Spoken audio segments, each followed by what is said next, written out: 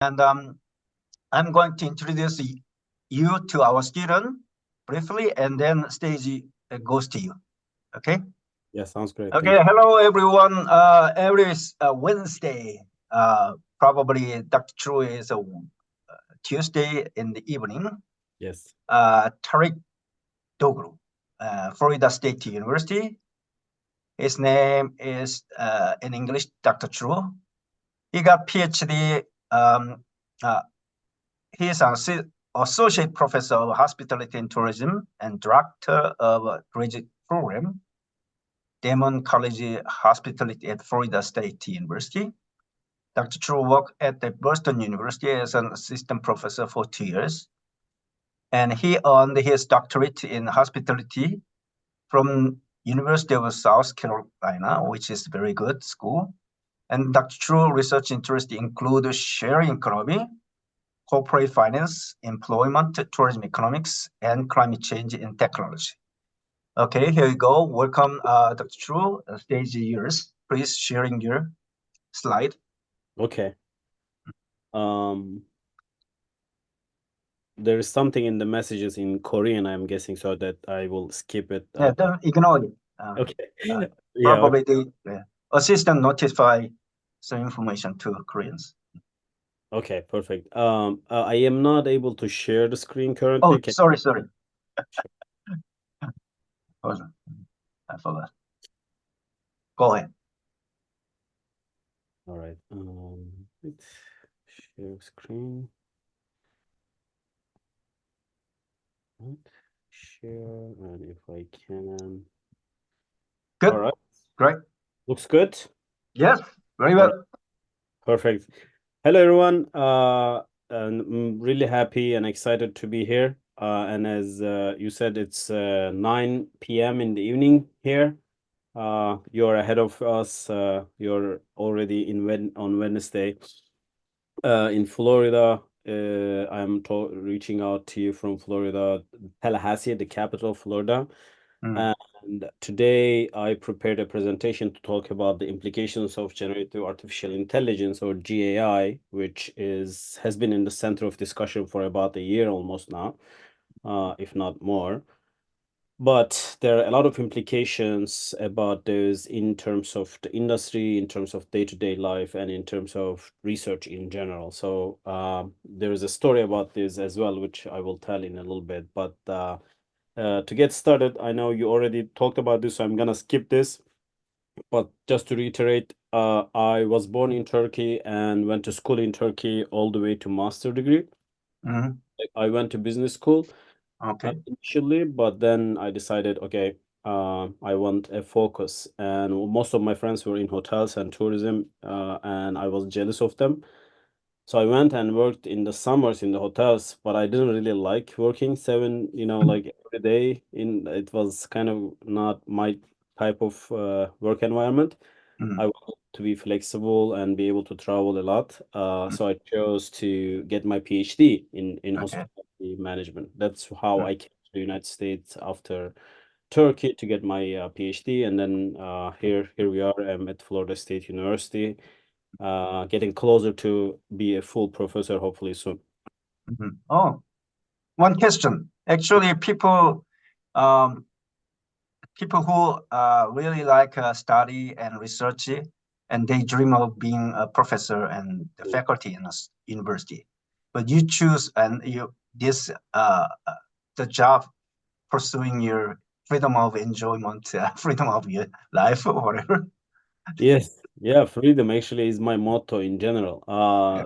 I mean, research, Mm. if you love it, it's good, it's great Mm. because it gives you great flexibility also in life. Mm. And you're really curious about things, discovering new subjects or finding relationships between things that you didn't think of before, and understanding the concepts deeper, not just on the surface. Everybody can read something and say, okay, I know about this and that, but to understand the things, because at the end of the day, what we are studying in an article, like, is tiny bit thing, right? Like in Mm. the greater scheme of things.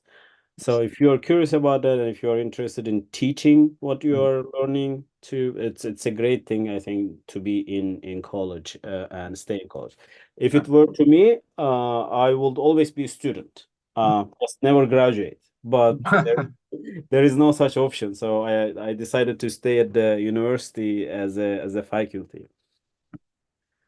Coming from business school, I was basically more on the finance side of things, accounting and finance. Research-wise, I was not really interested in accounting research, but finance was really intriguing to me.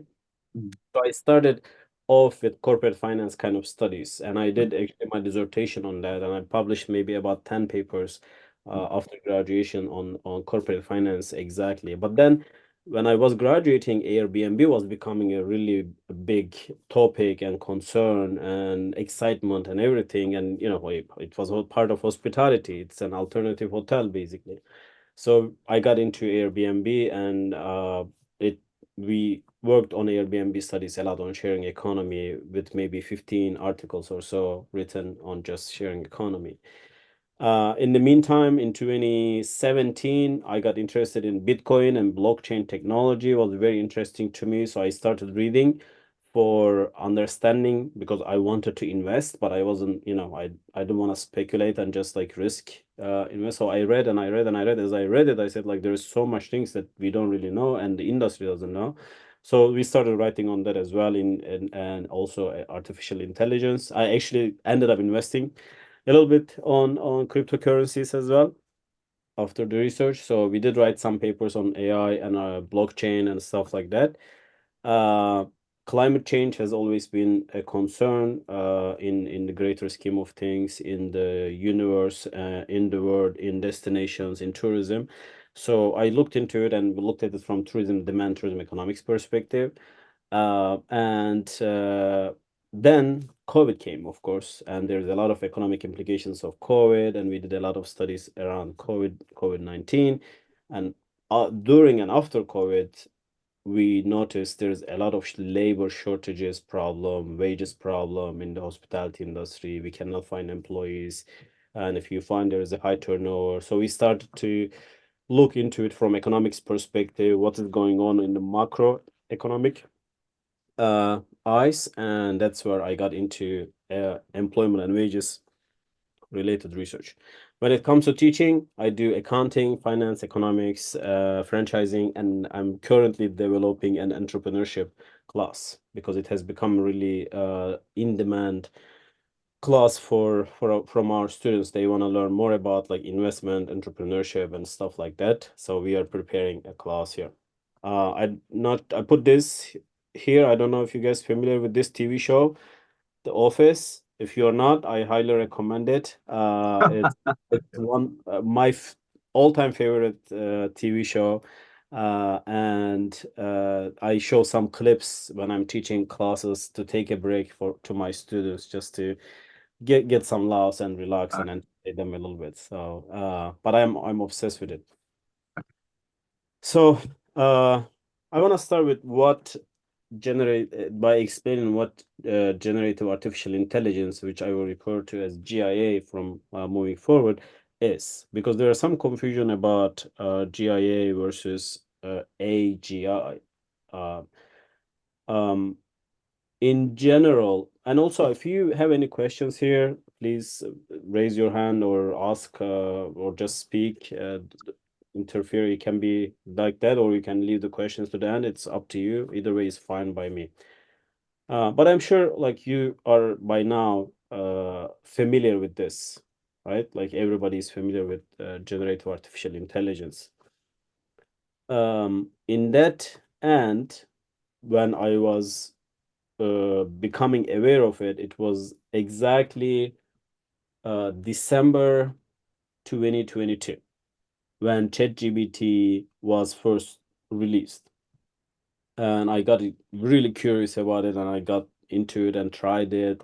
But I was mostly excited about generating images. Like I will type, generate a dog running on cryptocurrency world carrying Dogecoin, kind of thing. Like, what will it come? Like, generate the future cryptocurrency is Bitcoin.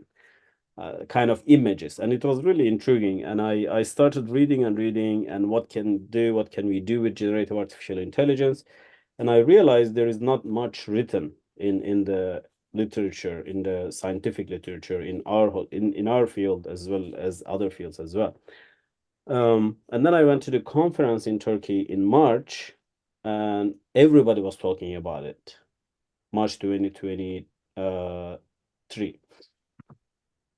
And then I decided to write a research note or conceptual piece about this to send it to a journal for, like what it is, what it can do and stuff. But then as I spoke with my co-authors, that I have a team of co-authors here and there, like different sets of authors, they were also talking about it, and everybody had some opinion, because I'm looking at it from economics, finance perspective.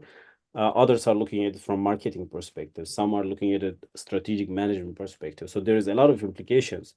And then what I decided, okay, what if like all of us get together and wrote the paper together? So four leading authors, me and Nathan Line from FSU, Lydia Hanks from FSU, and Makaran Modi from Boston University, we were leading, and we invited people to join our article to contribute. So we assigned some topics and we give them like instructions, and they wrote whatever they can on this subject, whatever they know, and then we combine everything and we wrote the paper. We spoke with the editors of JHDR, and they said, yeah, this is a good idea. We will send it out for reviewers, and we got the reviewers. We did two major revisions, and after two major revisions, the paper was accepted and submitted. Oh, great. But published now. I think we are getting close to 10,000 downloads and reads on the paper. So basically, generative artificial intelligence is a tool that create various forms of original content, but this content is not really coming from nowhere. It's coming from all the sources that we feed this in. When you look at the word generative, is because it can generate text, it can generate voice, images, videos, or all together.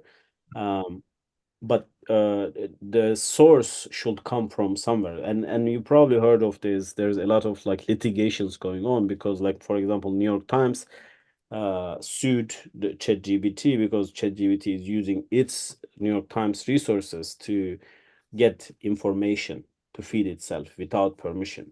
So there are a lot of things happening, but basically you provide something and you keep providing something based on that pool. They have to come up with, the machine comes up with something. It's I look at it from this perspective. There's a new PhD student coming who wants to study finance or marketing, and you give them a subject, consumer behavior, loyalty. Loyalty literature is big. You go read all this literature and generate something unique, something that is specific, that hasn't been done before. So ChatGPT does this in seconds. Of course, our PhD students do this in 3-4 years.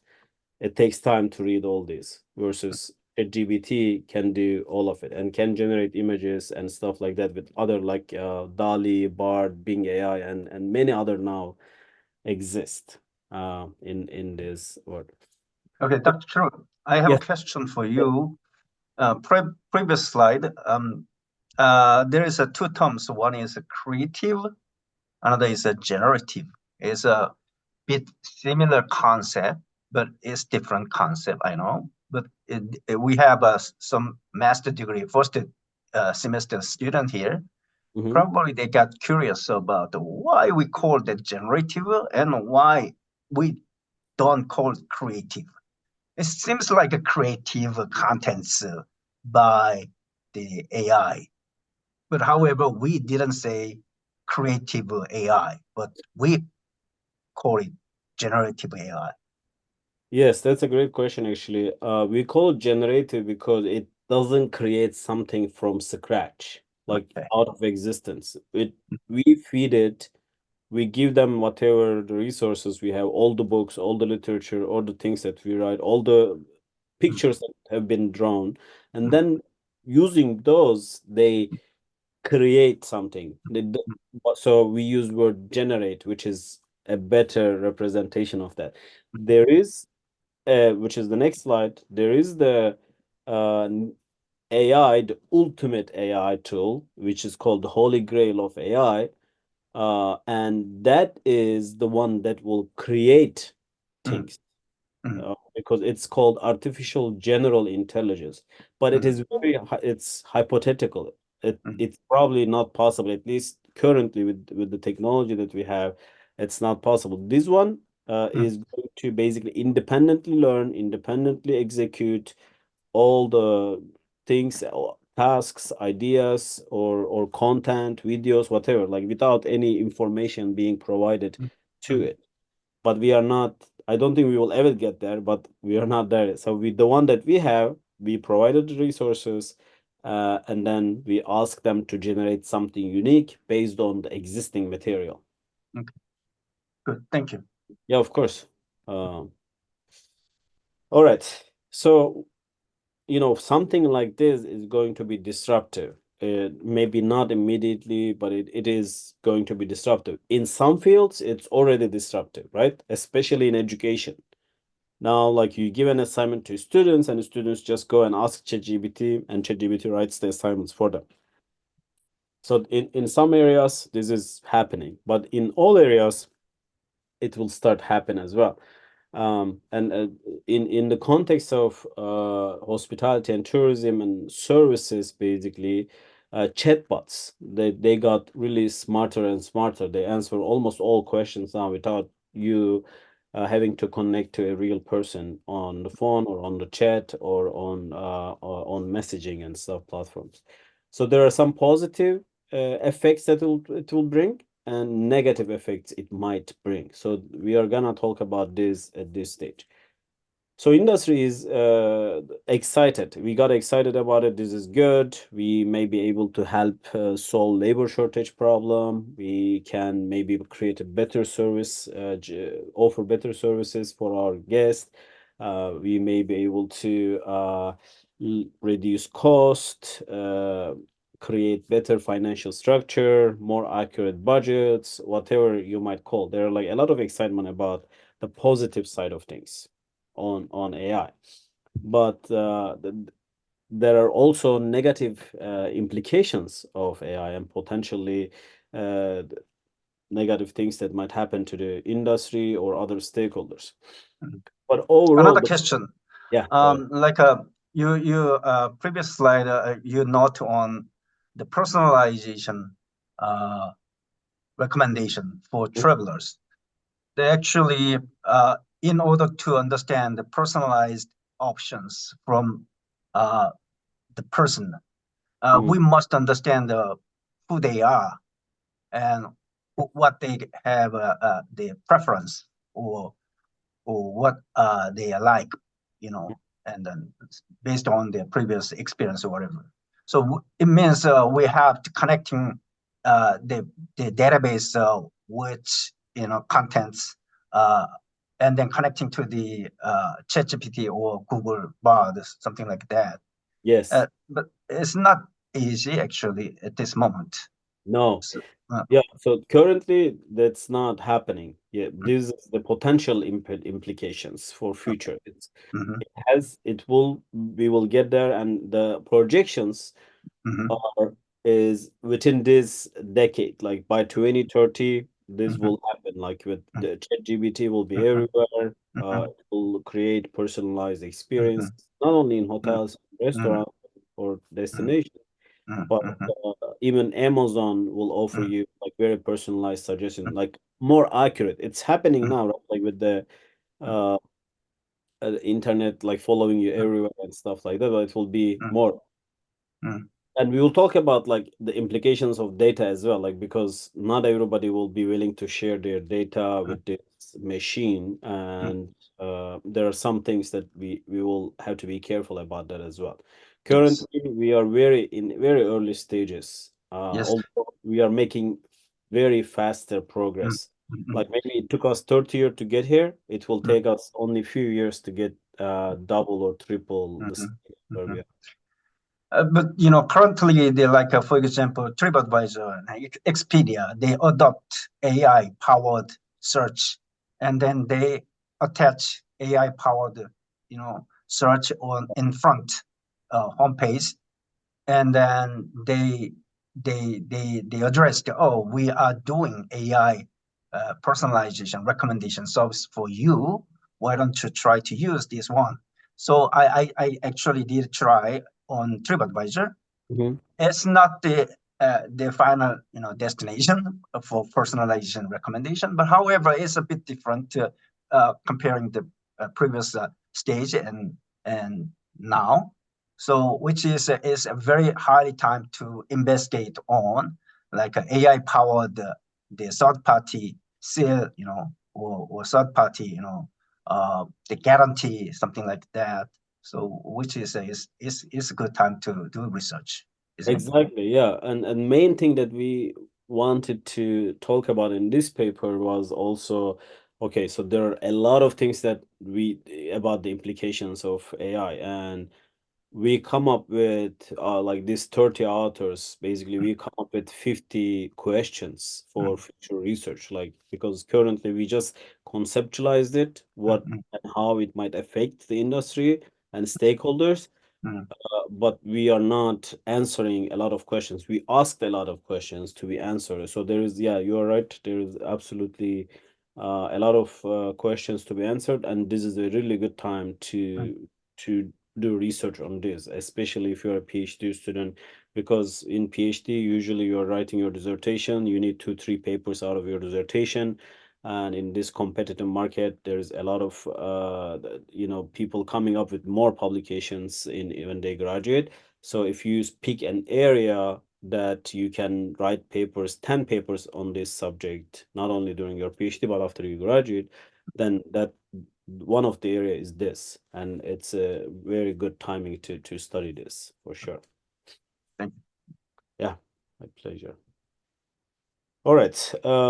Continuing. So the overall idea of anything in general, that technology that we think of is what we believe it should create value. So the way that we conceptualize the GAI also was around like how is it going to create value for companies, for consumers, for society in general, and all the stakeholders, employees, suppliers, government, whatever that might be. So these are the positive things that we talked about, but there is also, it's a double-edged sword, and there are some negative implications, and especially in the context of ethical and social and legal areas, and some maybe economic as well. Because if you jump into AI now and you make a lot of investment, it's in early stages and maybe you don't need it, maybe your customers are not ready to use it, so what's the cost and benefit of it? So there's economic implications of that too. The data breaches are happening here and there. Are you going to be able to protect consumer data? Do your guests know that you are sharing their data with a third party? There is little or no regulation currently around this GAI usage, like how is it being used and stuff like that. We need more regulations. There's intellectual property rights, right? Like the article that we wrote, the dissertation that you write. Will AI be able to use the dissertation that you wrote and generate something out of it? What will happen to your property rights? And if something wrong happened, because AI suggested something, GAI suggested something, and something wrong happened, who's at fault? The company, the machine, the third party, employees. So there's a liability issues and accountability issues around this that we have to be careful. So we need to look at it from a 360-degree perspective. That's what we thought when we were working with these 30 people. That's what we basically wanted to conceptualize. So how do we approach? Yeah, how do we approach GAI? Is basically, again, we need to look at it from 360 perspective, from accounting and finance, marketing, design, operations, strategic management, business context, hotels, destinations, travel, airlines, restaurants, from the legal perspective, law, ethical perspective, whatever that might be. So we have to look at it in that sense. We to be able to understand how this technology will have implications for the industry. So what we did is we looked at it from a stakeholder perspective. We said, okay, so there's a lot of implications, but who at the end will be affected, either negatively or positively? And we said stakeholders, and stakeholders include basically everyone, every human being and organization in this circle. Customers, employees, businesses, shareholders, suppliers, government, society at large will be affected by this. And there will be a lot of implications for this. I will provide more examples on specifically on each one and how it will affect it. But again, the idea of this was basically, is this technology create value or distract value? How is this gonna happen? If it makes my life easier, exactly, that's good. That's a value creation without exposing my data, my privacy, then that's perfect. It's like, I see ChatGPT in writing, for example, uh, like using calculator. So should we just not use calculator because it's a tool, it's a technology? No, we should use it, but it depends on how we want to use it. Like in your calculator, you put the data, you calculate whatever you want, and then you delete it and it's gone. But in ChatGPT, whatever you type and whatever it produces goes back into it, so it fits itself as well. So how do we use it? And the source that it is fed from also is a concern. So we thought there will be potentially value creation. We will co-create value with this tool, but we might also distract value, or together, or self-destruct, whatever that might be. So we looked at it from resource-based view, because like it's like I will teach ChatGPT, ChatGPT will teach me, and so on and so forth. But there's like ethical issues, financial issues, legal issues, educational issues. So now, if you tell your students to write an essay, then they will probably write it on ChatGPT. Uh, is it Should we just tell them not to use and check whether they use it or not? Or should we tell them, okay, go use ChatGPT, produce what it does produce, and bring it, and then we will discuss it in class? So should we change the way that we are teaching or assigning work for our students? There will be cultural implications. Will it destroy culture? And of course, technology will make it, tools as it progress will have technological implications as well. So this is our conceptual framework that we created based on the collective intellectual discussions and the literature and theories that we looked at. Again, here, as you can see, on this side, we have the stakeholders, that the applications of generative artificial intelligence, GAI, will be for, right? Like these operations will be for stakeholders. The operation marketing will be for uh, customers. Human resources will be for employees, whatever that might be, right? So these applications of GAI will affect stakeholders. But and while affecting this can be a value creation or value destruction. And it is a 360-degree, because this also can go and feed into the GAI and create value or destroy value. If you provide wrong information, if you feed the ChatGPT, for example, with fake news, then all it will do is create fake news. So it's like 360-degree in that sense. So what we thought is, this shouldn't be just directly related to each other. We should approach it from the reflect standpoint. meaning we have to look at it from ethical perspective. We have to think about financial implications. We have to think about legal implications, educational implications, cultural implications, and technological implications. And that's what how we wrote the paper on this and did the research basically. Okay. Here's my Yeah. the questions. The conversational AI, ChatGPT and Google Gemini and other tools as well. Mm-hmm. Actually, the customers can be traveler to us, employee. Okay, as an employee, we can use the ChatGPT at a firm level, at the hotel level, as a producer. So that's like a, but at the same time, I can use the ChatGPT for my personal purpose, uh, as a traveler, as a customers. Mm-hmm. So the comparing the pastime, the end users is they got the end users tools. So and customers as an end user, they use their uh, the consumers oriented tools. So it's a very different perspective on different systems, different application. But at this moment, ChatGPT is a one single things is the same, but different perspective for employee, different perspective for travelers and customers.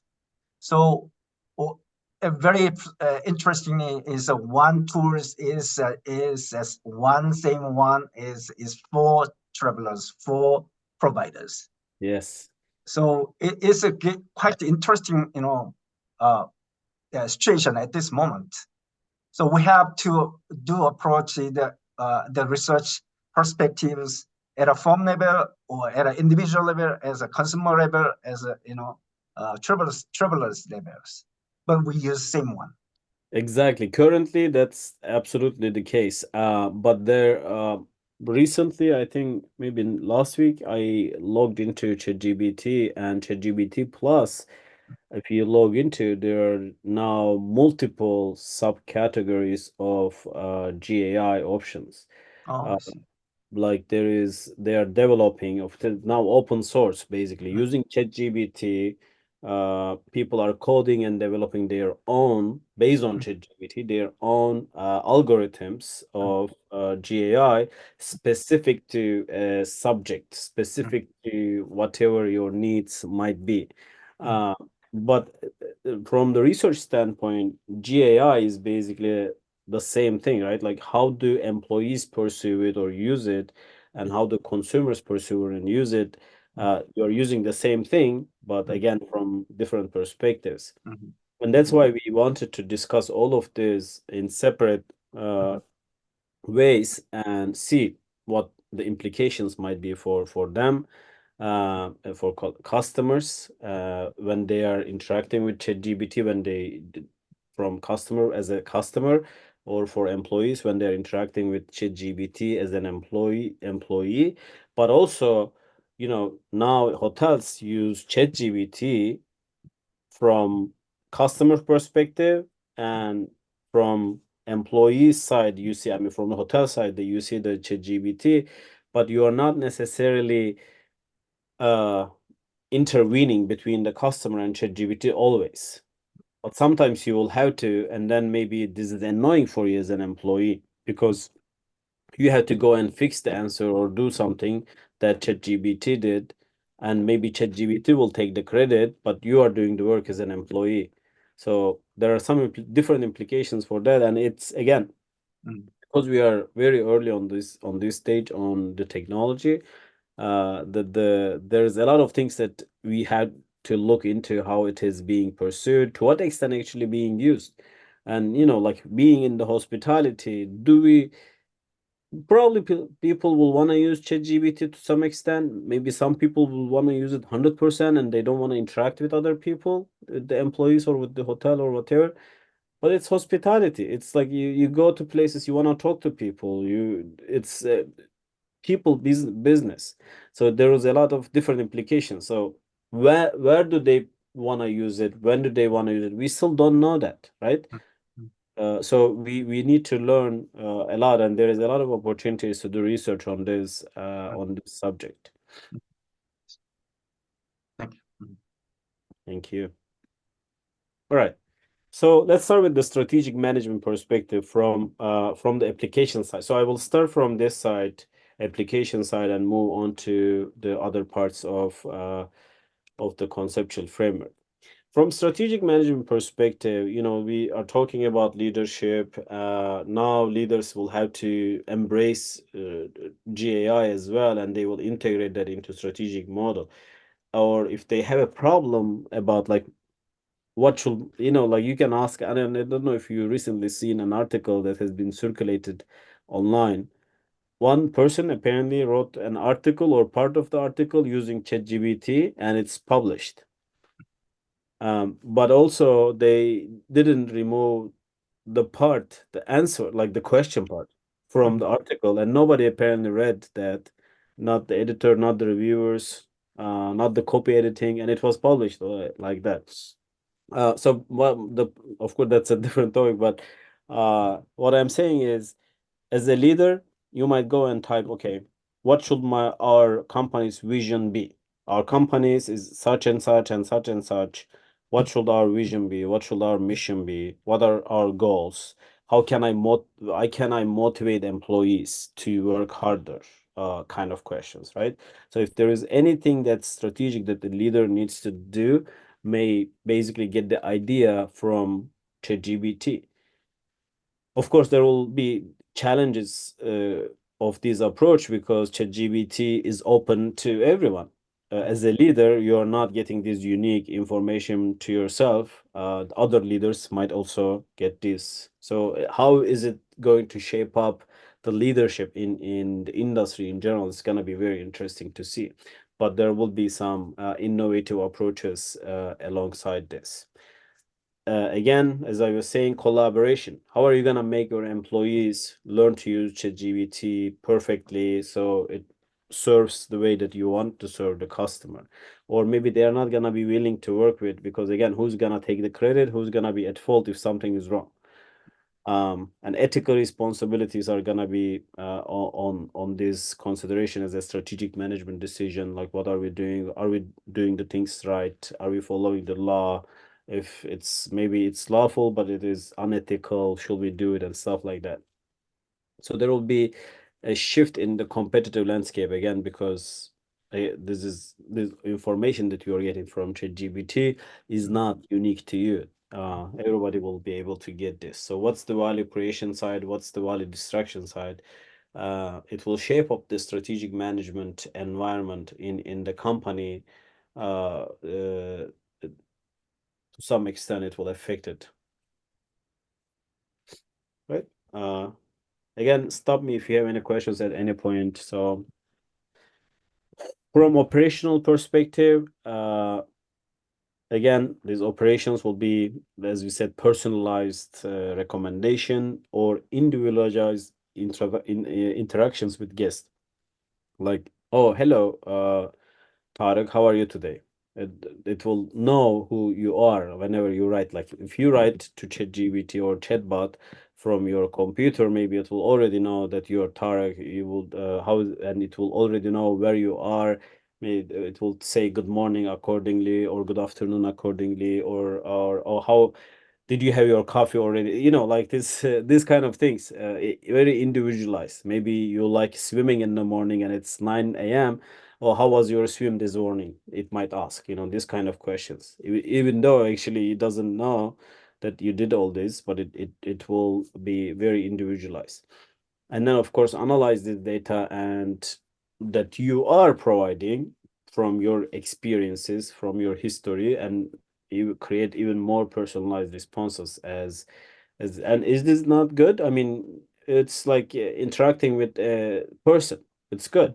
It creates value, and it, especially if it's accurate, it will be very convenient to get the answer, because one human can only answer one customer at a time, but ChatGPT can do this maybe to all customer at one time. right? So you don't have to wait for a response. You don't have to, it will be immediate. But if the recommendations are inaccurate, or if the greetings are inaccurate, uh, how well it's going to be executed, we don't really know.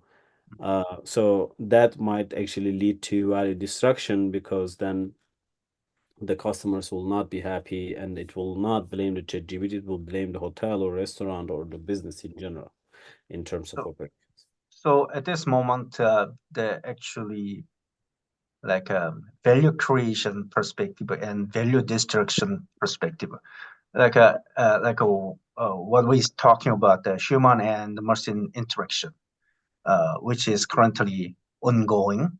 Mm-hmm. But we have to know whether customers or travelers how they respond to the machine interaction with me. For example, if we set the ChatGPT with a robot on front desk or on marketing, promotions, Mm-hmm. we don't know exactly how the customers proactively or reactively or negatively sort of things. So we have to take test which one is the best option. First, human to machine, or human and human hybrid system and sort of things. So and these days I currently I'm taking test the how the people perceive the ChatGPT as a tool or as a person, sort of things. So if people consider ChatGPT as a person or as a human, then the people are more positively react the marketing message using of AI. But however, people are hesitated the ChatGPT or as a, that perceive that as a technology or weird stuff, then people don't want the receive the marketing, Yeah.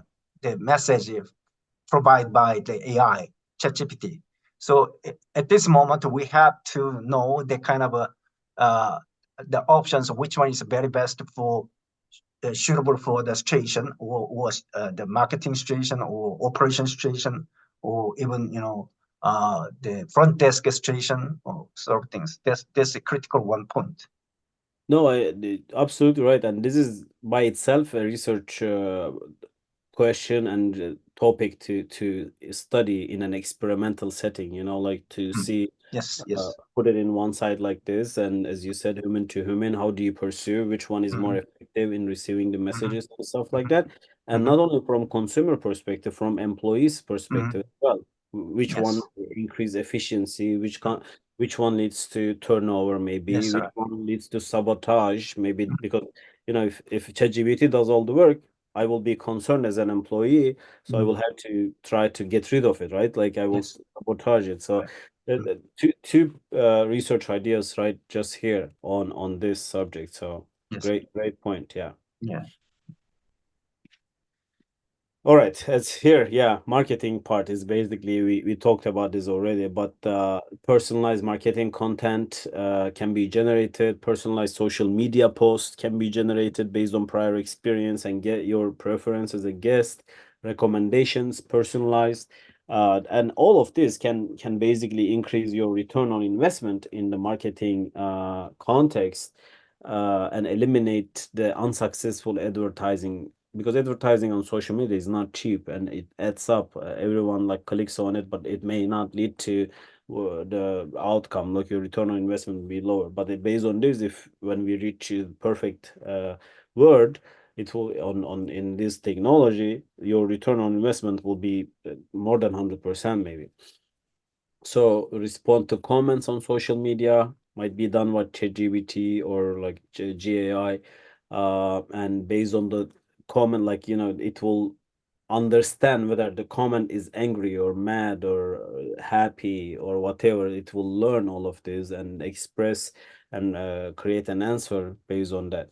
And all of which are actually very good for the company too, right? Like, because it doesn't matter unless it is very big problem. It doesn't matter if the company CEO or general manager calls me and apologize, right?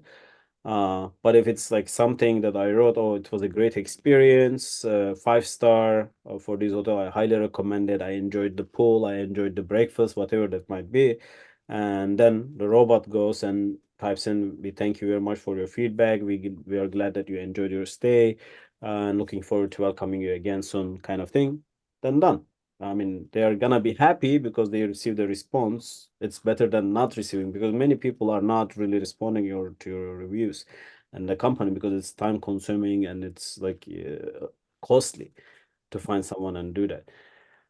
But at the same time, there might be fake reviews generated by this tool itself. Like maybe I will, as your competitor, I will go in and I say, okay, create like responses. I will write an algorithm and create responses here.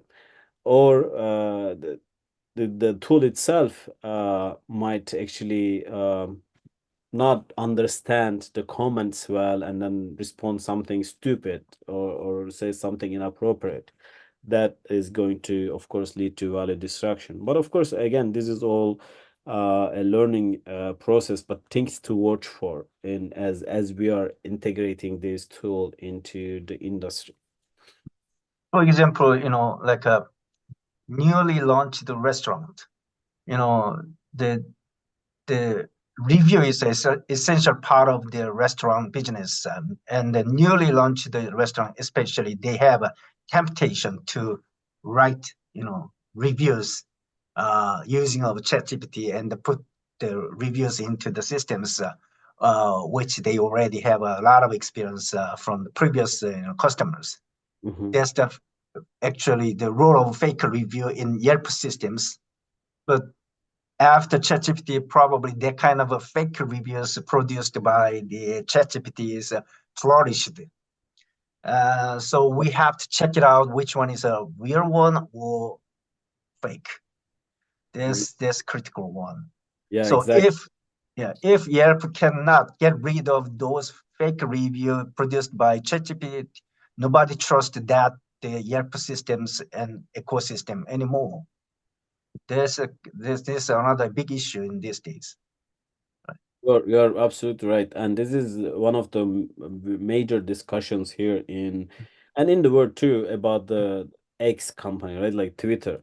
Mm, Uh, like there is a lot of fake reviews, there's a lot of bots, and they are trying to prevent this. And Elon Musk, when since he purchased the X, is still not like 100% fake. If they reduce the fake reviews mm, or fake comments or bots and stuff, but it's still happening. mm, It's not sold yet, and especially like is a $50 billion company versus Yelp is not that much, and they may not have the resources to basically police this and control this in general. But it is gonna take time for sure to get there. But when we do, I think it will be really on the way to towards value creation side of things. So mm, it will help us to get a better value of the things on the internet.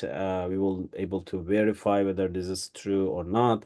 And this is another thing, like we discuss always, like when you hear something, you think this is true in the news, even like sometimes, right?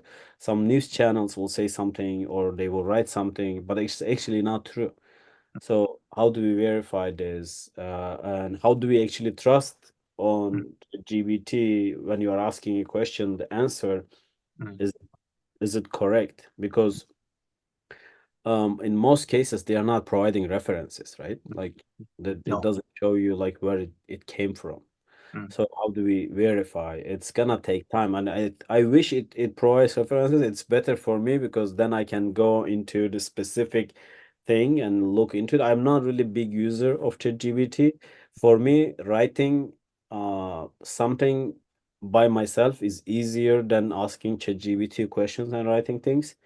The only time I used it was to create images, and that was it. And I just looked at how it has been developed. I looked at the new tools that they have, new apps they have, which is really amazing. It's going very fast mm, because it's like open source. Everybody can develop the apps that they want to based on the main framework. And I think in few years you will make great progress on this. All right, so in the context of destination management, because destinations are basically in the context of tourism are very important, and people go to destination and stay in hotels and eat at restaurants, make consumptions in the destination.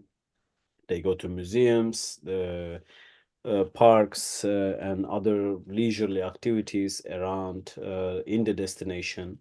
So, and it takes time. Like, where do I want to, like, when you decide to go to Seoul or Istanbul or New York or Madrid, wherever it might be, like you decide on the destination, and you may or may not know if, unless you are going for business or family or like very strong, you have strong opinion of the destination from before, you may not know where you want to go or what destination might be a good fit for you. So you can get these recommendations by typing what kind of vacation you want, what kind of travel you want, what are you looking for, and what's your budget even. And you can use this tool from, like, of course we had the travel agencies, right? In the past you could go walk into travel agency or call them and do that as well.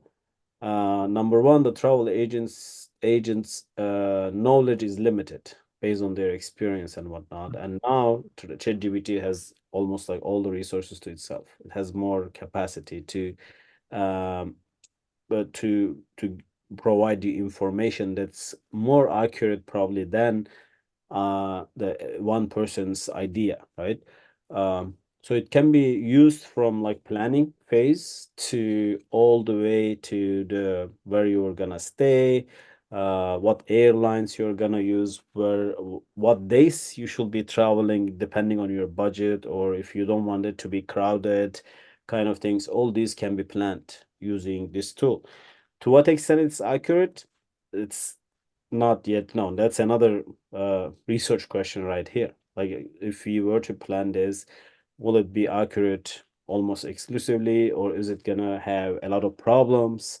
Does it really provide accurate information on cost or conformity that you're looking for? But it can be very hyper personalized in these cases. As a matter of fact, this is the first thing that ChatGPT or generative artificial intelligence is being used in the context of tourism is as tour guides. Some places are they, in Istanbul, if you go to Turkey, uh, usually you will have a tour guide if you are going in a group. And when you walk into places, tour guide will walk with you and whatnot. Now, some places they are not allowing tour guides to come in. Tourists will come by themselves, and they are using ChatGPT. You are asking questions, they are answering the questions back using the machine. So no tour guides are necessary in that. If this goes on soon, maybe we will not have tour guides. But the question is, do tourists really want just that, or do tourists want a local person who can be with them and answer the questions and talk to them, not just about the history, but the current situations, life, culture, whatever that might be in the context of the destination. So again, this is a people business, both hospitality and tourism. So the implications might be a little bit different than just shopping on Amazon versus this one. Yeah, destination management, you're Turkish, I'm a Korean. We using English as a second language speaking language. And actually in Korea, we are providing very well-made English speaking service in document as an information, but however, still not the fully, understandable for travelers who are coming from other countries. And then due to the ChatGPT, probably we can utilize it for, as a tool, translator or explanation guide sort of thing. So, but it's not the human. So it's still is uncomfortable to fix into our demand. That's the issue. But Yeah. however, as a destination management as DMO, probably we can use the ChatGPT for marketing purpose, like marketing image and pictures, figures is very creatively one, rather Mhm. than sometimes is better than the human The human. created. So however, the comparing the cost and benefit, the case, we using the like a Seoul DMO. They they hire the BTS is a huge, big the group, but it's cost is a hugely impact to the tourist. However, it's a cost. But Mhm. these days, probably ChatGPT is with a very cheaper price and using it, and then destination marketing and creative marketing sort of things. It's a lot of the chance and opportunity for us to, you know, creative stuff using of ChatGPT in this situation. Yeah, and save money on that as well. So I was at a conference last weekend, 2 weeks ago, in South Carolina, and there was a presentation from a $50 million beer brewery Uh, company. uh, Uh, so we did beer tasting and whatnot, and the guy was talking about the beer, but then he had the time to talk about the design of the cans, beer uh, cans. And what he said was, when we first started, we used a marketing company to do all this for us, and it cost us thousands of dollars mm, for just the things to write on, like what to name it and stuff like that, and the image on that as well. Now we do it with ChatGPT, he said. Like it, and it's like almost zero cost to yeah, us. Yeah. Uh, so, but in that case, the issues which we will talk a little bit about that as well, like what will be the intellectual property rights or copyrights issues on that? Like, how are we gonna deal with that? uh, It's gonna take some time, of course, and probably first European Union will come up with something. yes, Uh, you'll follow, yes, but yes, yeah. So but it's amazing to me like how things can be created using yes, yes.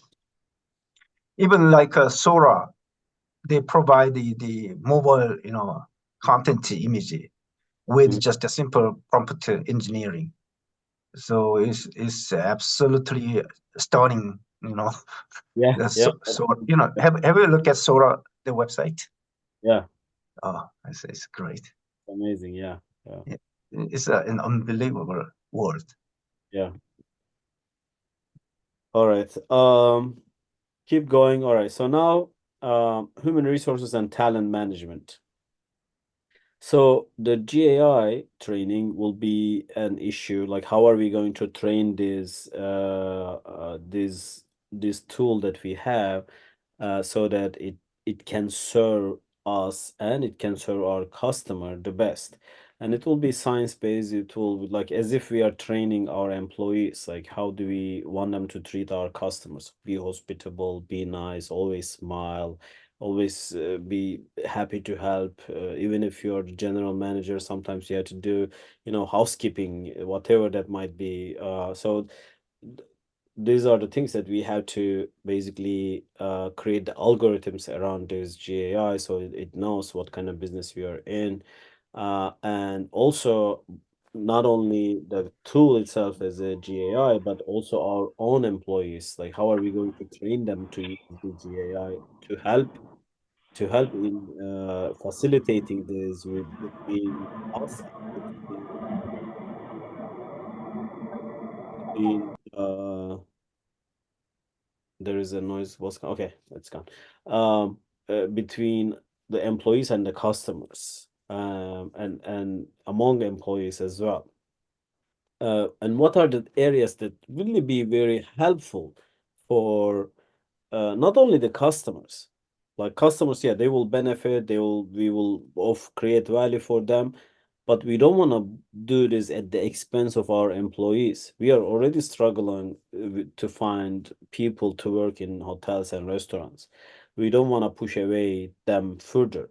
So how do we make sure that we cooperate with them and they cooperate with GAI in this case?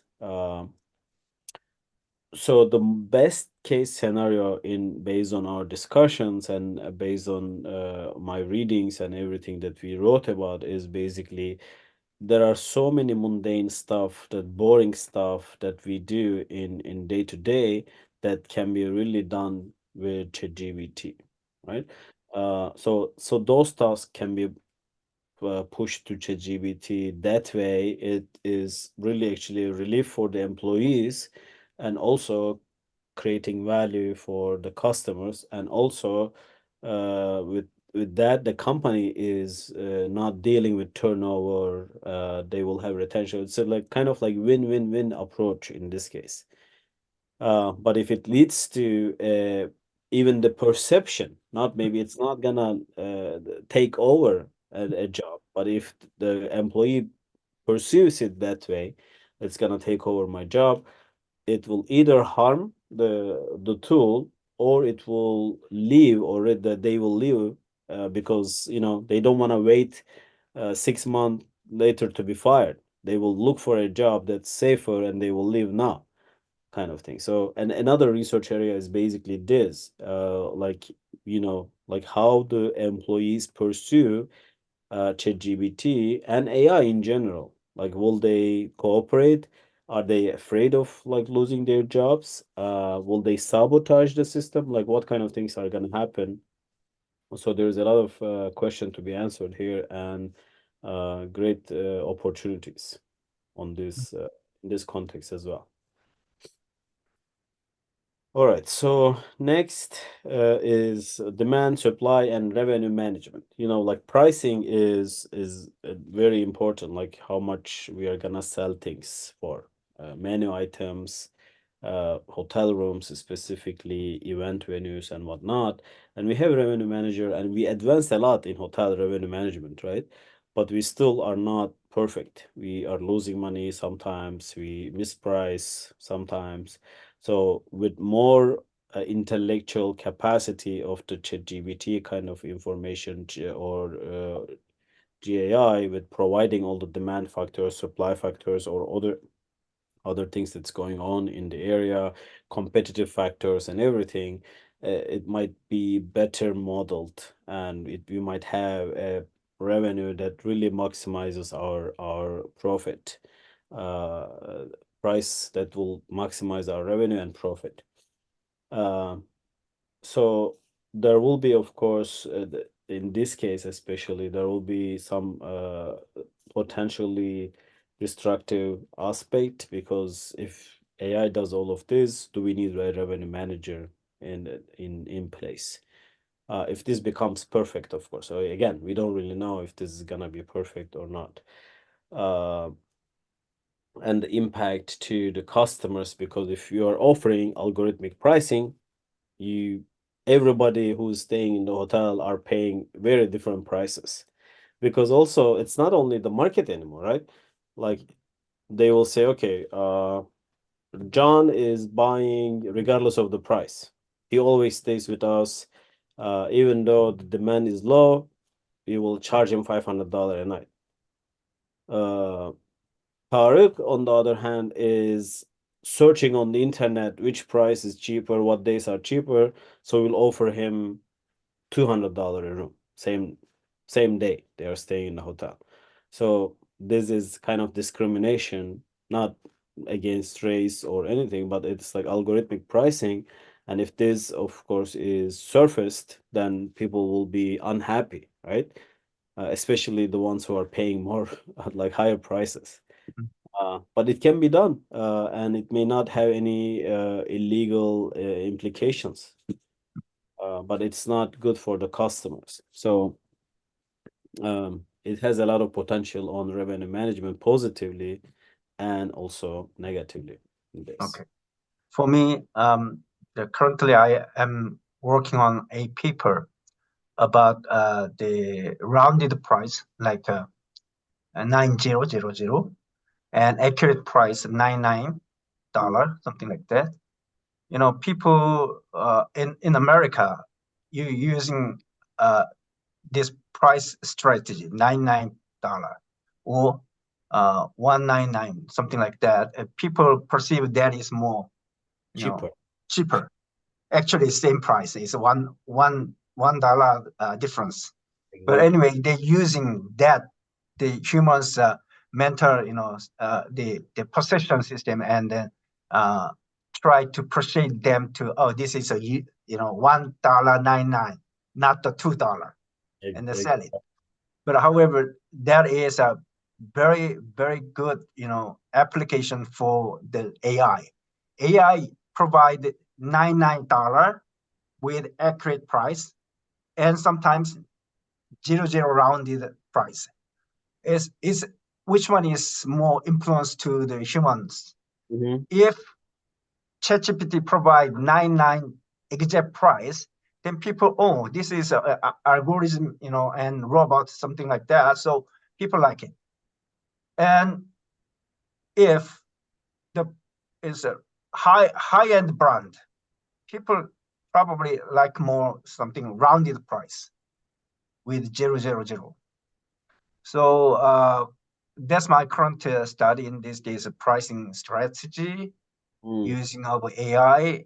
What if AI provide exact price and rounded price? And that's my current study in these days. And are you looking at both low end prices and high end, like higher prices as well? Like, Not yet low and high end. I just very primary hypothesis is if the AI provide exact price, means accurate price, people perceive it like or not. That's the first hypothesis. If provide rounded price with AI, then people like or not. And then we suggest alternative hypothesis to the high-end, low-end products. that's very interesting. No, that's very nice. So And this is there's a lot of the research questions, and then the implications and insightful, uh, in this context. study. Yeah, exactly. It's time to do this research. Yeah, exactly. All right, so briefly, accounting and finance implications. Applications are basically, again, delivering precise, sophisticated interaction through this, offering accurate accounting transactions and data, more accurate budget estimates or forecast, answer questions with more comprehensive knowledge in this context, what's going on, what might be the tax implication, like if we do this, what's the tax implications, so that maybe it will provide a better answers for that, and but there is also the concern of whether this financial data will leak because you are feeding this AI with your own like company's data that is internal to you most of the time. If AI will take this and if it's just gonna and also even if it's gonna use it, do you want it to be used? Do we certainly don't want it to be revealed to our competitors, but should it be used as a source as well? These are the things that we really need to be careful about. And how do we put the guardrails basically around these applications? Because it's useful, but that means, you might be exposed or you might lose competitive edge at some point. So those are the things that we have to really look into in this AI in general, and especially when it comes to specific accounting and finance information that's critical for business success. Finally, on the application side, we have the applications of AI for architecture, design, and art.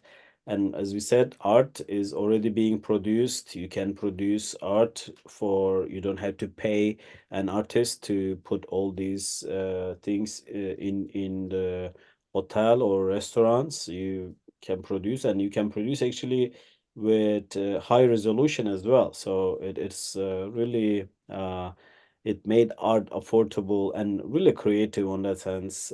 If you are really into art, of course, you want like traditional classic art, then it may not really be your game. But if you're very like contemporary, like futuristic art, it's really nice.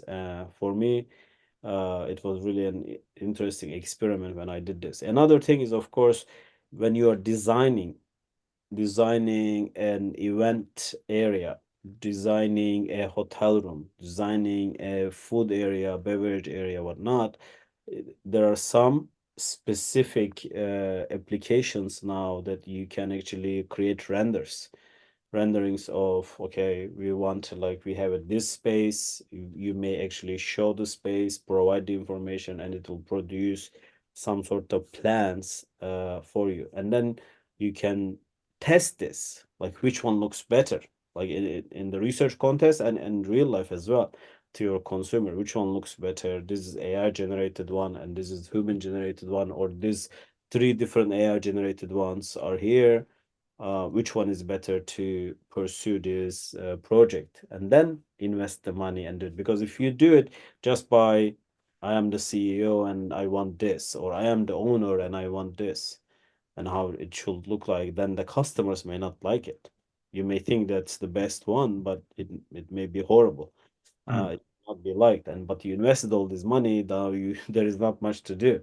mm, So but of course, again, we have to be careful on this, what kind of resources we are getting the information from, because inaccurate or flawed outputs may lead to value destruction, especially in on the images side, on the design side, or mm, architecture side. It will be difficult to reverse if we implement something wrong. mm. So we have to really critically examine and closely look into it before execute the idea. All right. Next is the way that we look at it, as we said, from the stakeholders' perspective, to reflect landscape. So we have to look at it from resource-based view. We have to look at it from ethical sides. We have to look at it from financial side, legal side, and whatnot. So we will talk about that a little bit, and then I will move to the research questions that we have. We have many, and I can send it to you if you have it, if you don't have the paper already, and then you can share it with the students as well, because I didn't put all the research questions here, and the paper is more comprehensive than this. It's about 15,000 words. So I can send it to you, and you can share it with the students as well. So the one thing that is currently the companies have is competitive and comparative advantage. Compared to company A, I am better on this, and this. Compared to company A, I have a higher competitive advantage because I have different resources, I have different things. Using ChatGPT on certain things, on strategic management, finance, revenue management, what the human resources and whatnot. If we rely solely on ChatGPT, then we might lose our advantages in this against the other company, because again, we are using the same resource, same source to obtain ideas. So how is that going to affect me?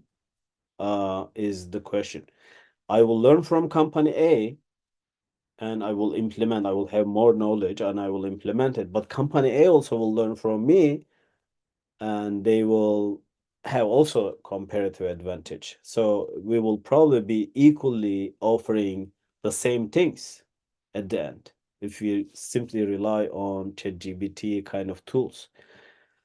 So we have to, as companies, we have to think of, okay, yes, ChatGPT is great. We need to learn from it, but we shouldn't provide all of our resources to it. We have to, have something unique to us. How do we continue to become advantageous comparatively and competitively? So we should be really thinking about using ChatGPT as a complementary asset, other than directly just relying on it, because otherwise, again, we will be losing our own like hospitality core values, whatever that might be in the context. Um, so then, of Okay. course, yeah, go ahead. Sorry. Previous slide. Like the form A is learning from form B. Form B is learning from form A. Is equilibrium. Both forms are learning from GAI. So technically, is equality, and both forms can get a advantage and strengthen from the ChatGPT. But however, you know, uh, there must be difference or superiority and inferiority, the using of ChatGPT and how fit the ChatGPT into the process in the form that will be different. So is that's we call that is capability of Yeah, adopting ChatGPT, that's true. even though technically it's the same. Yeah. Okay. Yeah, exactly. And that's the thing. Like when I was giving the example of assigning students essays, right? Uh-huh. Everybody has, I mean, I can ask ChatGPT as a teacher and get the answer. I don't, and you will ask ChatGPT as a student, other Uh-huh. students ask ChatGPT as a student, Yes. and all of us are providing information to ChatGPT. So ChatGPT is learning from us as well. Mhm. But the idea of that is like banning that is not good. Yes, use the ChatGPT, Yes. bring it, Mm. and tell me what you are contributing to this. Like besides what ChatGPT has said, like what are you thinking about this? How Mm. should you approach the idea Mm. differently or Mm. in different ways? And I think in this case, the capability of the company will show itself like, okay, yes, ChatGPT suggested this, but we shouldn't automatically implement this because the way we do things a little bit different. We should add this or remove this, change this in a little bit. Uh, so another area of research here as well, like how do companies use this in strategic decision making, and whether they are really believe, you read something on the internet and you think that's correct 100%. Maybe do they fact check? Mm. Do they go strategize, or do they simply just rely on things like this? And what are the implications of this for the company strategically? So there is a lot of, again, Yes. that's what we thought when we were writing the paper. Actually, it was funny because more than the answers, we had questions. Like we had so many questions, like 50 questions, plus some other questions after like 50 formal questions. We had 10 other ideas when we were writing the paper. I said, okay, this should, we don't really know this, Mm. but this is something that we have to look into and whatnot. Mm. So, So, like, for example, at the firm level, at the individual level, we use ChatGPT at the same time, the same one. But like people who are got into the TripAdvisor, and TripAdvisor, they're attached to the AI powered search, but mhm, actually that is the powered by ChatGPT. So mhm, we can directly access to the ChatGPT by at an individual level, and we can get into the TripAdvisor, and then TripAdvisor third party assurance for the information they provide. But actually, the same ChatGPT they adopted, but depending on the brand or depending on the resource or the kind of in, in intangible resource which is brand, and we can feel different. So in that case, so people who use Google Bard and then use ChatGPT, it's almost the same. Yes, So there is no such a the competitive advantage from the ChatGPT itself. I So, understand. Yeah, so absolutely. That's true. I mean, of course, but then in ChatGPT, when you are getting this information, it's not, you don't have the perception of it being, Expedia versus mm, just ChatGPT. So you say, oh mm, yeah, Expedia, of course, I trust this company, mhm, uh, kind of thing. mhm, But as you said, it's the same thing. So it's the mhm, perception issue, or it yes, will be CNN maybe will use ChatGPT, and Fox News is gonna be ChatGPT. Uh, yes, which one do you trust, right? Like probably the yes, same, but yes. yeah, So I believe in this time is still, even though the ChatGPT is very impactful, tools, but still we need this, context, the general context, the current context here, yeah, and the context is a guarantee for that the the level of trust and reliability. Uh, there's another research question. yeah, definitely, definitely. Okay, thank All you. right. Cultural considerations on in the context of GAI is basically, organization's culture. That's the culture we are talking about is when you're adopting GAI, what's the organizational culture? How do we want to implement GAI? Do we really want any technology that will interact that much with our customers or with our employees? Uh, is it gonna contribute to our culture of teamwork, or is it gonna ruin our teamwork culture? Um, Kind of thing. Knowledge is power. Sharing knowledge is more powerful. It's gonna be a problem. I mean, yeah, you can hide from ChatGPT and you can be creative on your own without relying on ChatGPT. But at the end, if 90% of the companies or 90% of the society are using ChatGPT or GAI, you're not gonna be able to beat them. You're not gonna be able to play the game and catch up with it. So sharing knowledge is going to be very powerful. And uh, but as you said, it's gonna take some additional creativity to be different. It's Mm, not just because again, everybody will be on ChatGPT. So how you will be creative differently is gonna make a difference there. Um, but also you will have to, as because organizational culture, you might have the really high virtues in terms of ethical standards and stuff like that. Um, so to what extent you wanna protect your customers, how much data that you wanna share, all even though you're gonna make more money, should you just blindly share the data? Those are the things that will be determined based on your organizational culture, and some people will not want to integrate the ChatGPT too much, maybe to some extent, maybe on very simple task that will definitely create value and will not affect customers, will not affect employees, will not affect the organization, but will help customers a little bit. And that again will vary from the organization to organization, and something to actually also see and do research on this is gonna be very interesting. Like, is Hilton, for example, more receptive to technology like this versus Marriott versus Choice Hotels versus IHG kind of thing?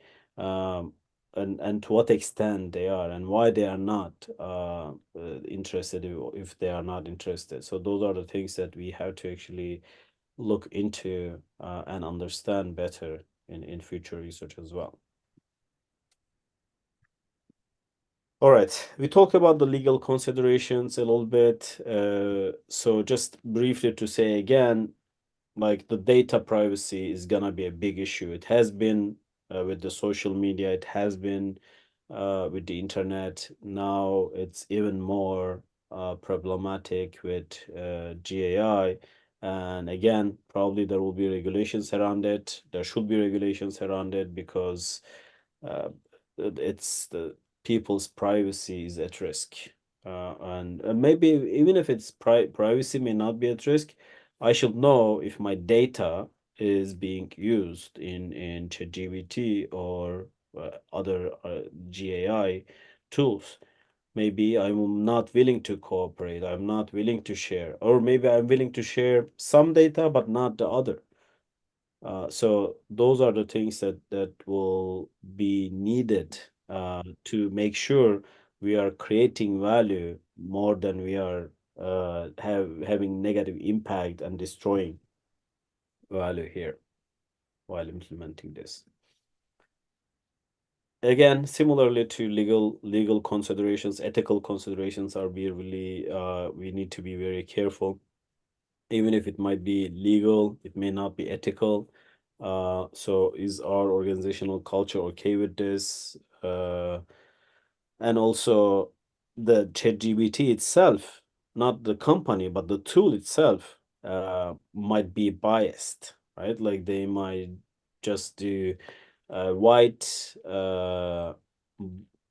male type kind of answers might be given more than an African American female, or actually gender is now not only male and female kind of thing. Like how do they identify themselves is gonna be different.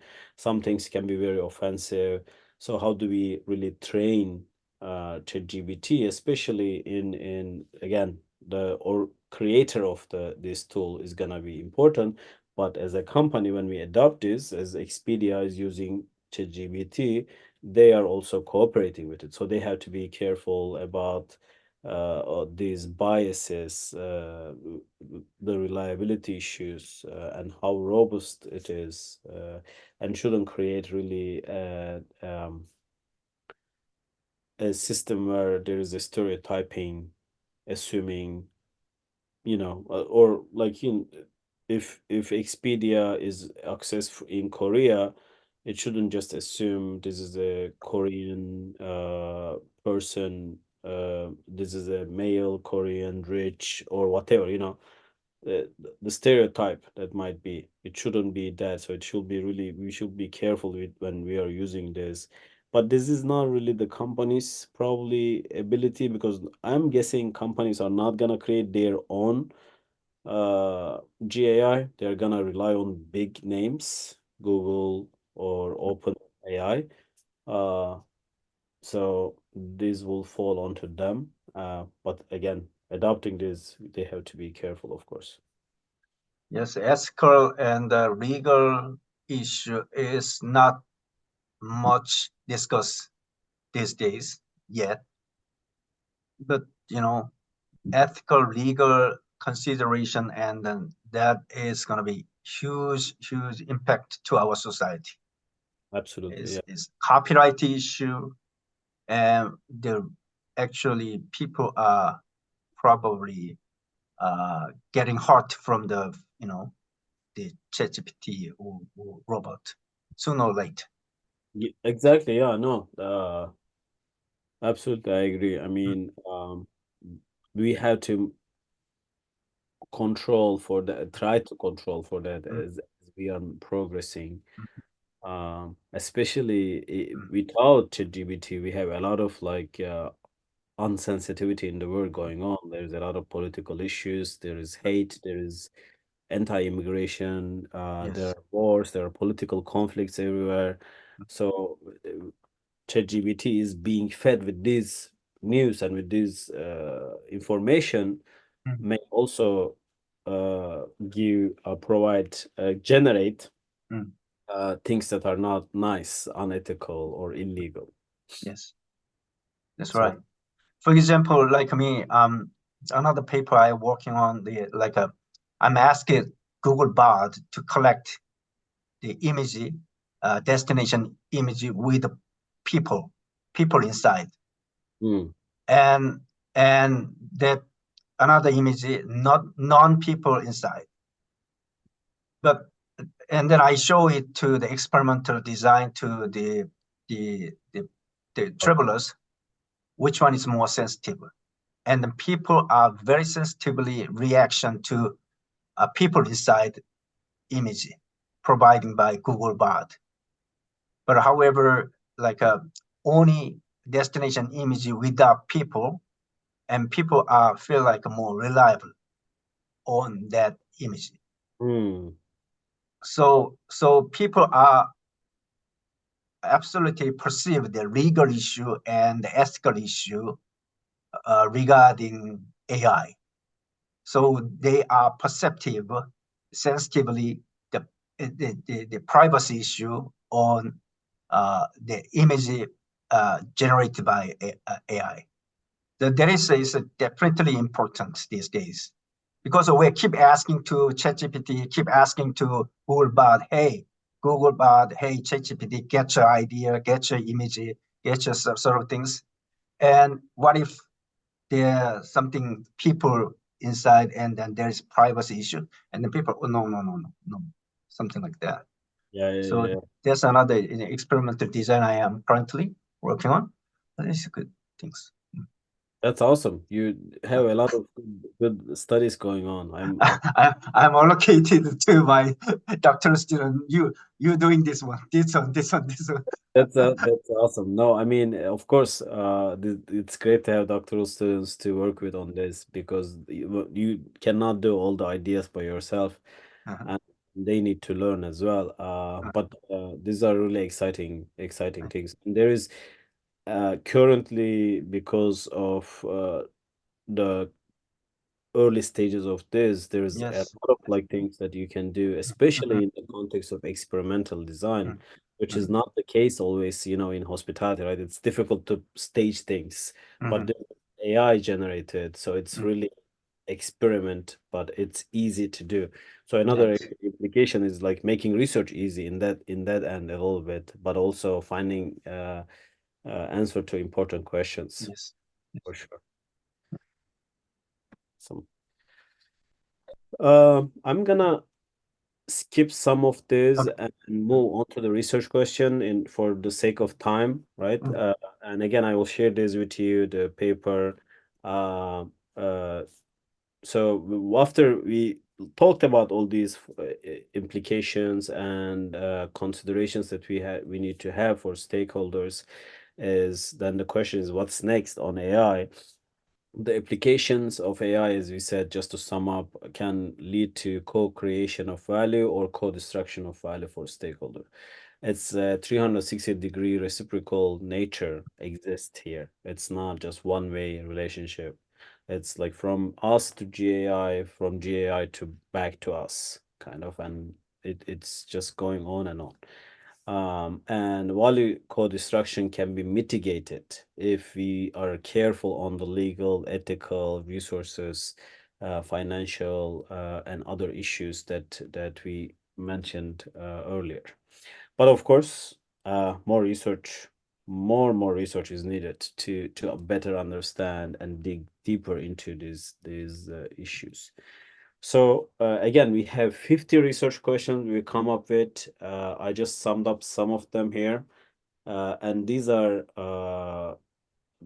not randomly done. Like 30 experts of us that we wrote the paper, uh, 25 or 26 currently working as faculty, assistant professors, one or two PhD students, um, full professors, including Fevzi Okumuş, Muzo Uysal, Albert Asaf, and many other good names, great names actually on that, experts in their area. So they come up with these questions, and then we ranked this based on we did a survey and ranked the importance of these questions as well, which is I see. more important to ask. So you will see that on the paper. But basically, overarching research questions that we thought we should answer are: to what extent does the use of GAI lead to value co-creation or co-destruction for various HT stakeholders? Like, what is the really like cost and benefit of it, like on this? To what extent do mediating factors, the ethics, law, culture, finance, affect the relationship between GAI application and value co-creation and value co-destruction? To what extent does GAI affect incumbent, like current hospitality and tourism firms, as a disruptive innovation? Or if I'm coming as a new company versus existing company, what are the key manifestations of GAI for value co-creation and value co-destruction? And there is a lot of questions on the applications. I will just briefly go over some of this and I will open it for question and answers. I think we should have some time for that as well. For in terms of applications, to what extent does the integration of GI impact the efficiency and effectiveness of customer service, customer experience, satisfaction, and loyalty in the hospitality and tourism industry? You know, those are another things like, are we gonna be more loyal or less loyal? Because, you know, if we are just interacting with ChatGPT, then maybe everywhere that ChatGPT is being used, well, will provide the similar info kind of things. But are we gonna be more trusting Expedia because we know Expedia, even though it's ChatGPT, we trust Expedia, or we trust Hilton, we trust Marriott, whatever that might be. Which functional domains in the hospitality and tourism is GAI likely to impact the most? Is it gonna be marketing? I think it is, but we have to do research. Which one is gonna be more applicable and more useful GAI in which sense? Reflect based questions we have. How can the tourism and hospitality industry ensure that its use of GAI is both practical and ethical while also protecting the rights and privacy of its guests? To what extent and how does GAI adoption affect the decision-making process of businesses in the hospitality and tourism industry?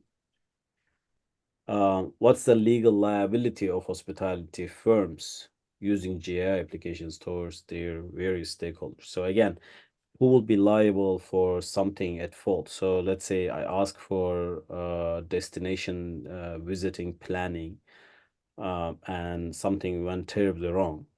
Who's gonna be responsible from this? Or I ask for personal recommendation. You know, you ask this to a concierge in hotel, and they will be careful in making recommendations and stuff, and they will probably be responsible. But if you're using the ChatGPT, who's gonna be responsible for the recommendations you make? If you go to a restaurant and you ask the ChatGPT, GA, what kind of food you should eat at the restaurant, and this tool didn't take into consideration your allergies and whatever that might be, or your religious beliefs. You know, if you're Muslim and they offered you pork, like who's gonna be responsible from these kind of things? So legal implications will be really important to explore. From the stakeholder perspective, to what extent are consumers willing to use GAI in the hospitality and tourism? This is a big question that we don't really have the answer yet. How do consumers feel about the use of their personal data for these applications? Do they want it? Are they opposing it?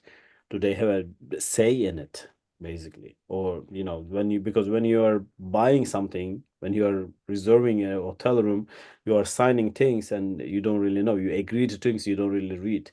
So what are the things that you are agreeing on? So there will be some legal aspect of it, but from based on today, are customers willing to do it? To what extent does GI affect existing and new employment opportunities in the hospitality and tourism industry? Again, employees, really, we talked about this a little bit. Is it going to affect the employees? Will they leave? Will they stay? Will they cooperate? Will they sabotage the tool, trying to harm it and stuff like that? And more research will be needed. Like, we looked at these implications of GAI from stakeholders' perspective, and we did develop a conceptual framework. and we provided, but there probably are things that we didn't think about, or there are other ways to approach the issue. So there is more research needed from a theoretical conceptualization perspective and implications perspective. The effects of the GAI in the context of the industry, consumers, employees, firms, suppliers, and other stakeholders should be further assessed from again these different theories perspective. uh, Long-term welfare or and social good for customers and other stakeholders. Like, okay, it's practical, it's good, but what is it gonna look like in the long term? Again, this is a very long-term question. Further research is necessary to investigate the implications of GAI for higher education and research. Do we really want uh, GAI to write our papers when we are publishing papers? Do we ask it for ideas? So those are the things that we need to uh, think about and do more research in that. To conclude, it's a very exciting tool, especially if you're first trying it. When you go in and you see, you are amazed on the answers you get, and just as if like it's a person answering these questions, or you give an assignment to students and you are reading students' essays or whatever. Um, the image that generates really is amazing. But at the end of the day, this is a people industry, and it's people will always be serving people. As there is one saying, service comes from manual, hospitality comes from the heart. So how do we, if we rely very highly on ChatGPT kind of tools in the context of hospitality and tourism, how do we make sure we provide the hospitality as a service? So that is going to be determined, which is one of the research questions, to what extent the customers want this tool, for which operations, for which users they want this tool. So both qualitative and quantitative research will be needed to basically understand this better, and you are doing experimental research on that, which is really I'm looking forward to actually seeing the results on that hopefully soon. Uh, these are really interesting aspects. Yes. Like, for example, back to the slide, like services, manual, and hospitality come from our heart. Very surprisingly, those statements, manual and heart, can be done by AI with the robot.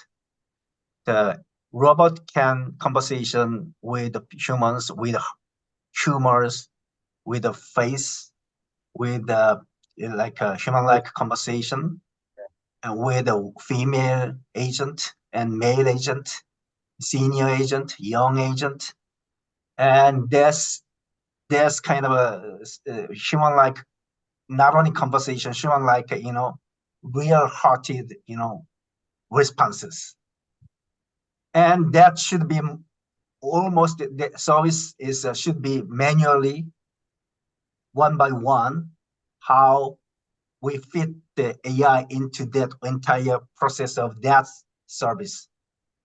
So it is time to how to do that. I agree. Yeah, Yeah. no, totally. Yeah.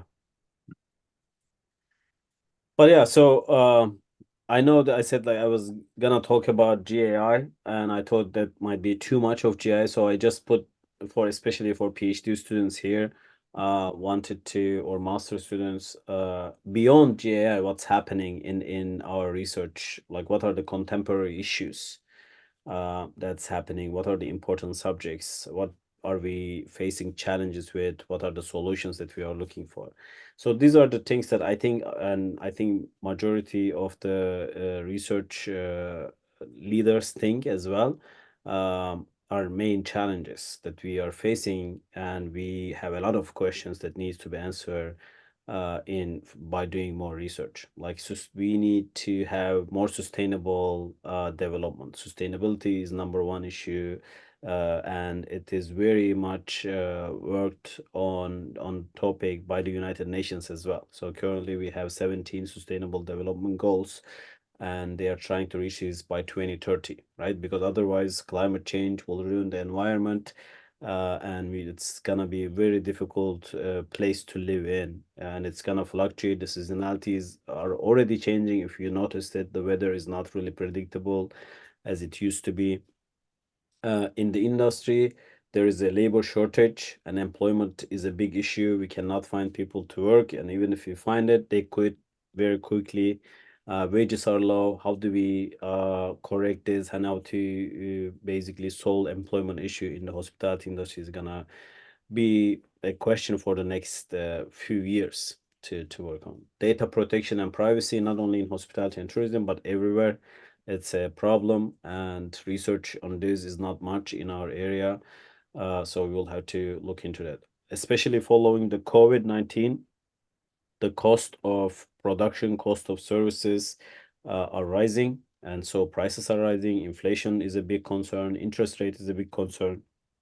So research into this and how it's impacting the consumer demand and supply issues are things to look into. The crisis, war, terrorism, and political events are uprising in the world. There are some research in this from the past, but how these things affect tourism demand, tourism economics, investment in hospitality and tourism sector will be important.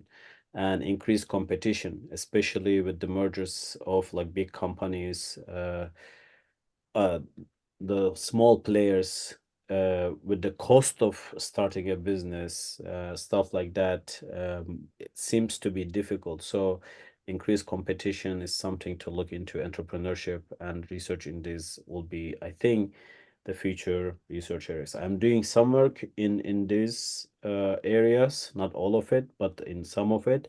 And the basic thing is I recommend this to my student and to junior researcher as well, is to look into the subjects that are around us, not just go and read the literature and find what is missing in the literature, but look around, like what is happening, what is the problem in the industry, what's the problem with the consumers, what are they complaining about. Then once you see that, go and look into the literature, whether something has been done and whether there are things that we need to look more into. But most importantly, the research that you are doing should make an impact. How do you make an impactful research that will help customers increase satisfaction, that will help businesses or governments to save more money, or even the locals, to save more money? What are the impacts that you are making? And by the impact, usually we talk about in most recently, it has become even more competitive now. It's a publication game. If you don't publish, you don't get job. If you don't publish, you cannot keep jobs, and it's like a race, right? Like red race. And you need to get citations, and it's exhausting. And I believe it's gonna change soon. It cannot go this way. The more important thing is whether your research is meaningful. Is it affecting people? Is it helping people? That's what the most important thing. Is it helping the environment? Uh, so those are the things that I think it will be more important to look into. I remember my PhD days. It was stressful. The most important thing is to be happy. Stress is part of our life, unfortunately, in the every job, and but in PhD life, it's, I think, more part of it. But don't forget to, smile, be happy, read books, travel a little bit as much as you can, work out, and don't read just hospitality books. Read other books as well. Like Yeah, good. there is a word in different way. Yes, yes. I Uh, agree.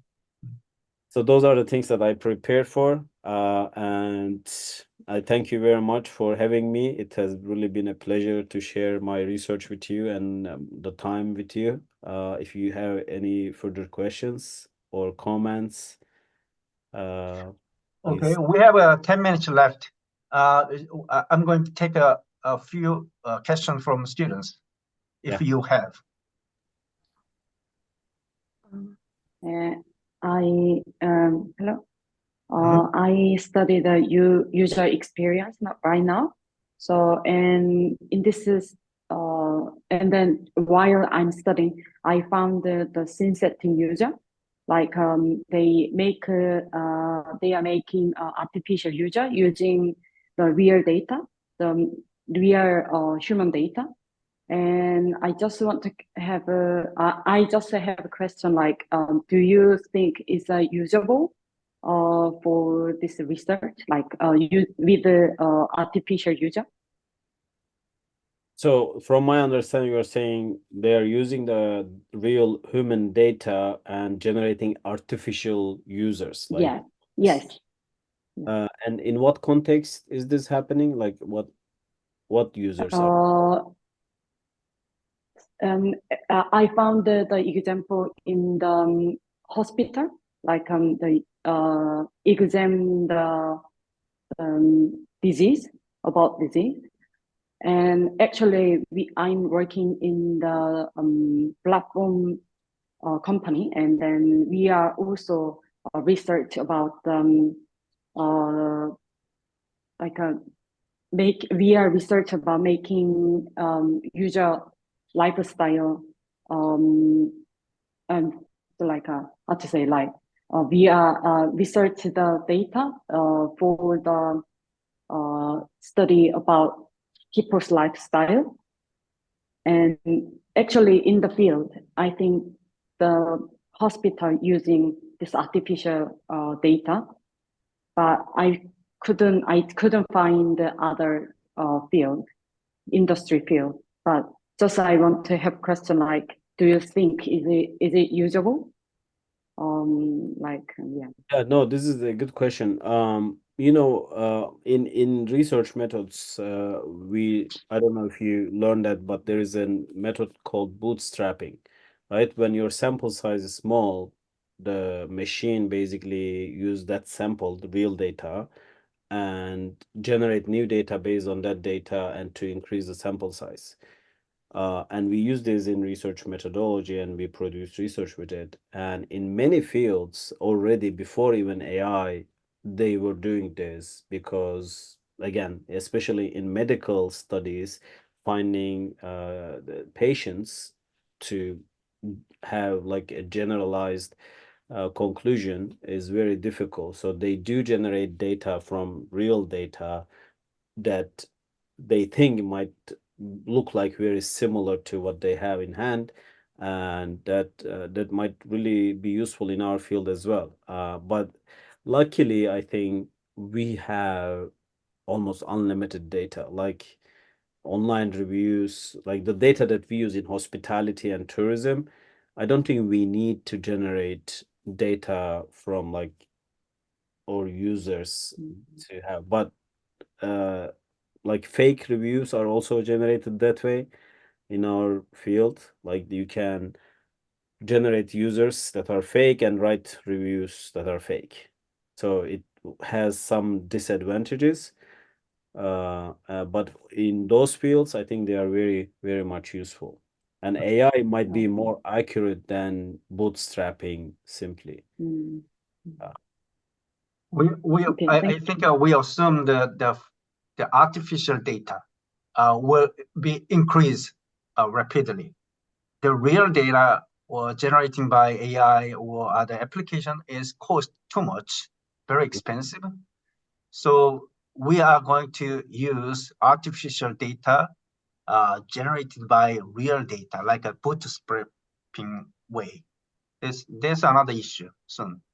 yeah, that's true. thank Another you. questions? Great question. Okay, well, thank you. First of all, I want to thank you for this informative and absolutely useful presentation. As you said earlier, this topic has a lot of questions, and currently we don't have answers to them. And I think these questions can be a good research question to us, like in the future. And I understand, of course, that GI and AI has its advantages and disadvantages. But anyway, I would like to ask you a more personal question. As a person whose research interest is AI, are there any tools other than ChatGPT that you can you use and can recommend us to use, or in the opposite way, do not recommend us to use? And if you use it, how you use it exactly? Thank you. Oh, thank you. Excellent question.